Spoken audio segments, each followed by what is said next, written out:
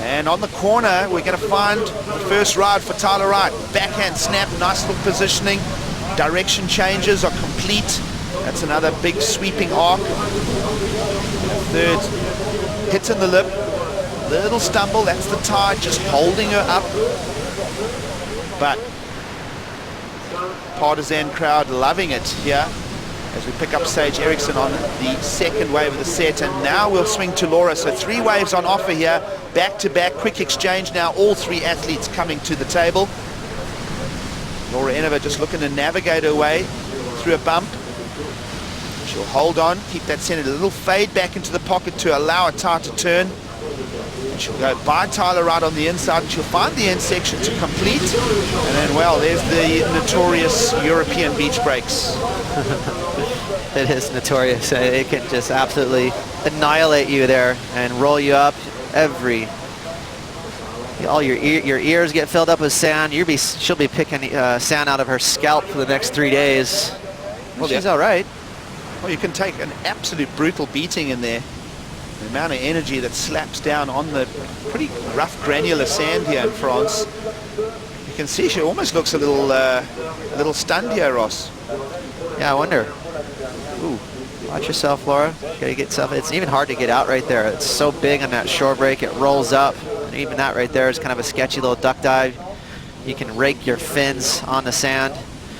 So Laura's gonna have to regroup. You know, that set, unfortunately for all the competitors, it kind of came from the south. So as a result, the waves were kind of fat. You know, they swept down the beach and it stayed open. One nice snap right there. That's maybe the only section where the wall was kind of steep. You can see the rest of the way that whitewash is just kind of rolling into that fat shoulder.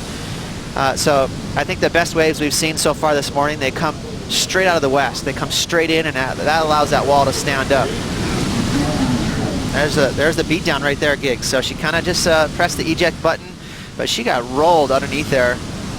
The best wave by far in this set was Tyler's, and 2 big old snaps. So she's going to take control right away. Didn't quite ride out of this 3rd snap, so you know, that'll irritate her a little bit. In fact, she does. So I take that back. She did ride out of that. So that's going to be, you know, it took some time, but she did finish on her feet. And here she goes again, Giggs. Well, on the way out in that flush rip, Tyler now locks and loads the second one back to the top corner. So efficient approach to the lineup here, and as I say that, she'll go incomplete. So testimony to how tricky the lineup is here this morning through the high tide conditions in Hossegor. But again, another tight attack. We saw Joanne Defay previous heat to 5.9 just for one single backhand hit.